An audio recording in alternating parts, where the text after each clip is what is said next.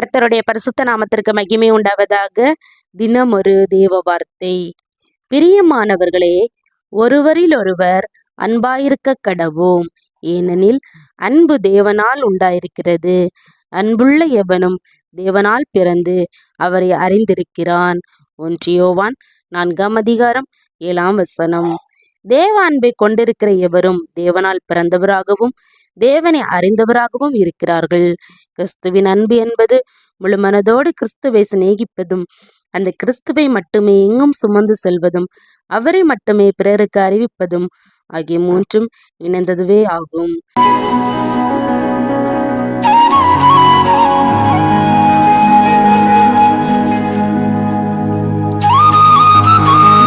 இன்று வேதவாசத்தை ஜெபிக்க மறக்காதீங்க.